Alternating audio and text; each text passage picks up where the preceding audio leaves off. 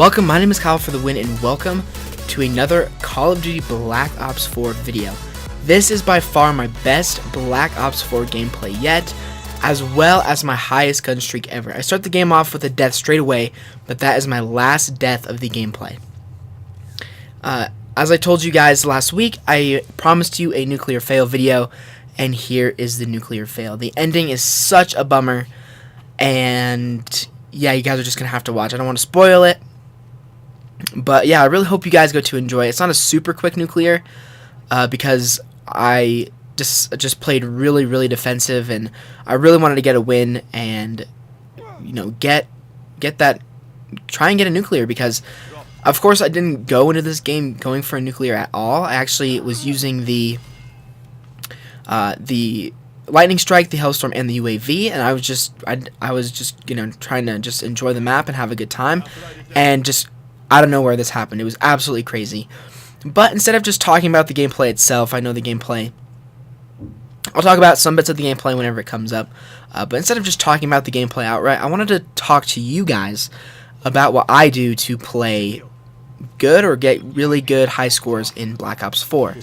I really only do a few things. It's not too complicated, it's not crazy, but this gameplay is about 10 minutes, so there's a lot of talking to be done.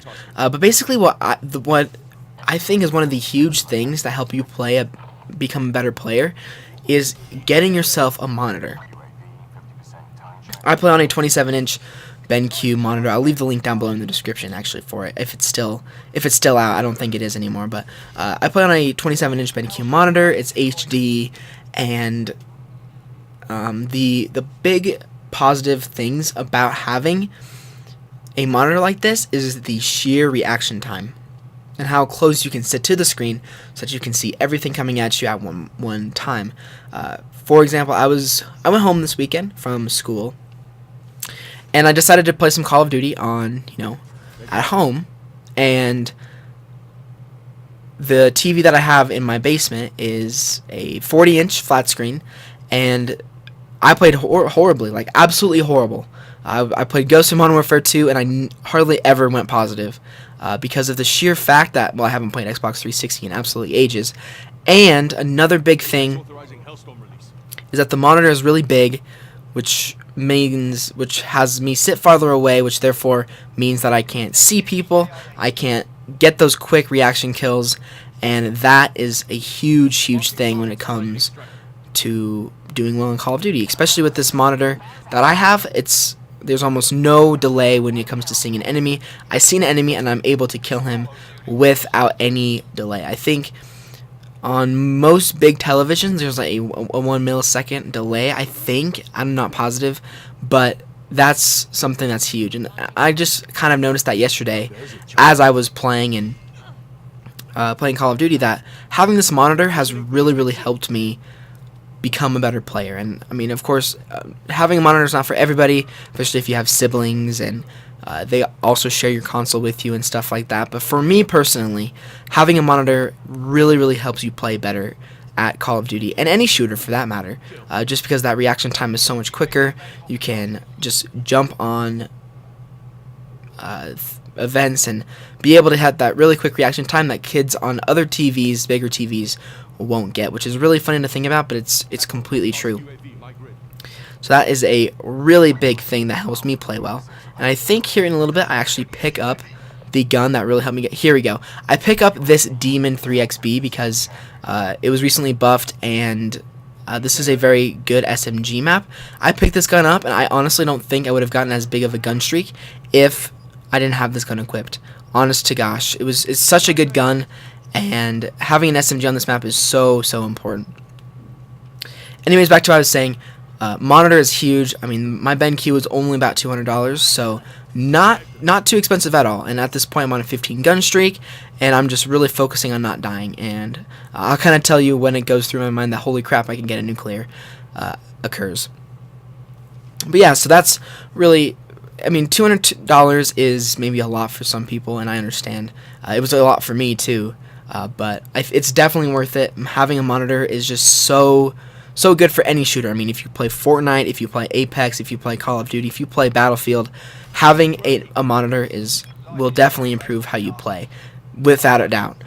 The next thing I wanted to jump into is another thing that really helps me play well. That's kind of a physical thing that you can actually, buy and use.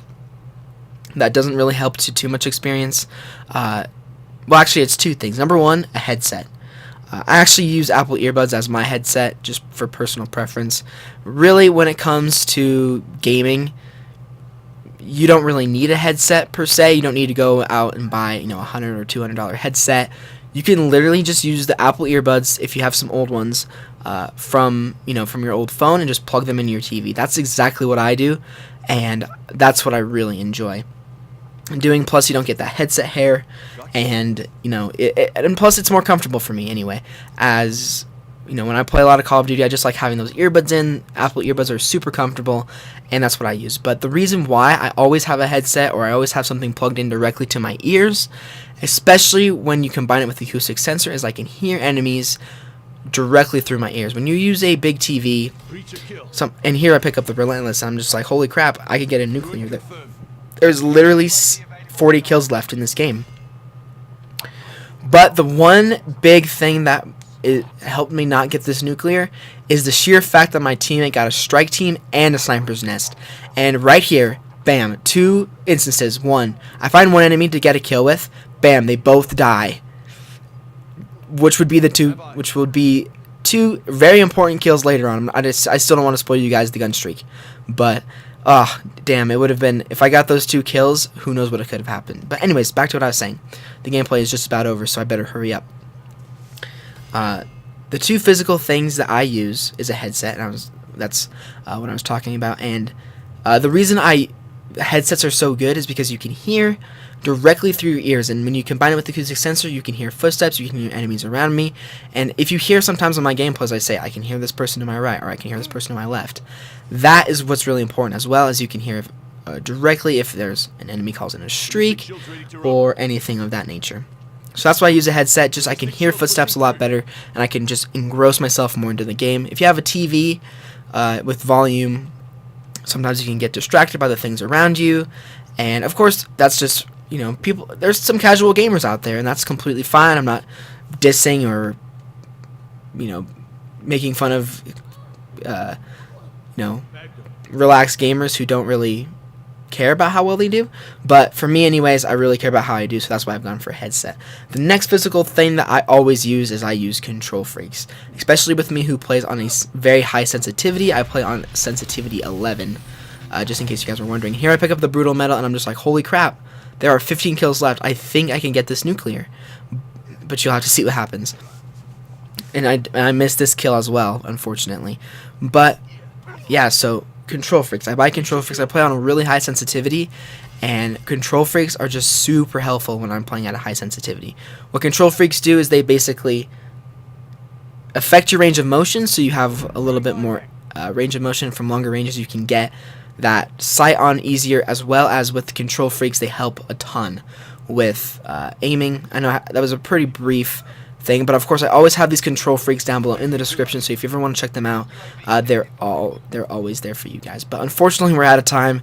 I have more stuff to talk about, and I may do a more dedicated video on how I play well when it comes to a later date, but we're so close. I'm really close to a nuclear here. I think I'm only about 2 kills away, and unfortunately this guy goes on the roof. I lose track of him. There's only 3 kills left in the game. I have no idea how close I am. I haven't looked at the scoreboard the entire time, and unfortunately I don't have enough time to get a nuclear, and the game ends here in a few seconds. Yep, there we go. The game ends. I was on a 28 gun streak. I went 32-1. I was so upset that I didn't get the nuclear for you guys. I was so close, and unfortunately it just didn't happen. Anyway guys, I really hope you enjoyed the video. One of these days I will definitely get a nuclear gameplay for you guys. If you guys do want to see a video covering and talking about how I play well in Call of Duty, I will happily do that for you guys. I may actually just do that commentary next week, because it just doesn't fit in my schedule this week. Anyway guys, I really hope you enjoyed the video. If you did, make sure you like, subscribe if you are new, make sure you check out all of my other recent Call of Duty Black Ops 4 videos. We recently did all the content for Operation Grand Heist. We still have a few more videos to do for that, but That was a lot of fun, and I will see you guys on another Black Ops 4 video very, very soon.